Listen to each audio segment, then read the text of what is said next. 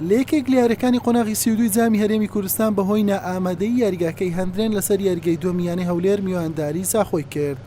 لە نیوە یەکەم تا ڕادەیە گاستی هەردوویانە لە یەکەوە نزیک بوو. هەندرێن کۆنتڕۆڵی تۆپی زیاتر گرت بووە دەست، زاخۆش هێرشی زیاتری بەرهەم دەهێنا.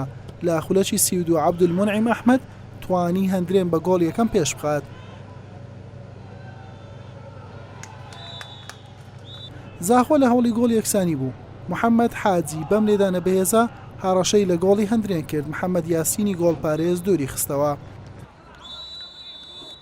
لە نیوەی دۆم ئاستی هەردوویانە لە یەکەوە نزیک بوو لەگەڵ بوونی هەوڵی گۆڵ، بەڵام یاری بە هەمان ئەنجامی نیوە یەکەم درێژەی هەبوو.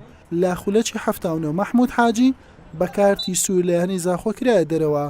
یاریەکەش بە سوودی هەندرێن بە ئەنجامی گۆڵێکی بێوەڵام بە کۆتا هات.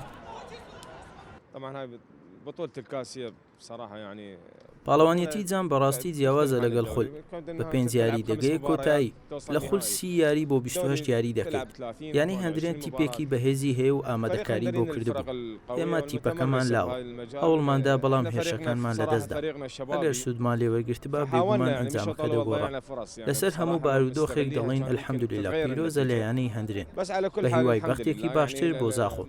ئێستا جام بۆ ئێمە تەواو بوو. دەبێ بیر لە خول بکەینەوە و هەوڵی بۆ بدەین.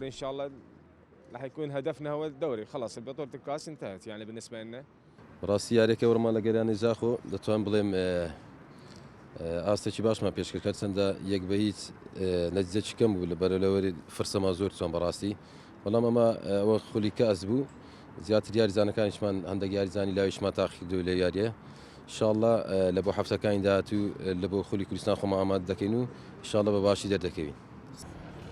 بە مەنجامە زاخۆ لە یەکەم یاریجامی هەرێمی کوردستان شکستی خوارد و ماڵ ئاوایی کرد. هەندرێنیش گەیشتە قۆناغی 16 و لەوێ ڕوبەڕووی 4 قوڕە دەبێتەوە. حوسێن محەممەد کەناڵی پێیام هەولێر.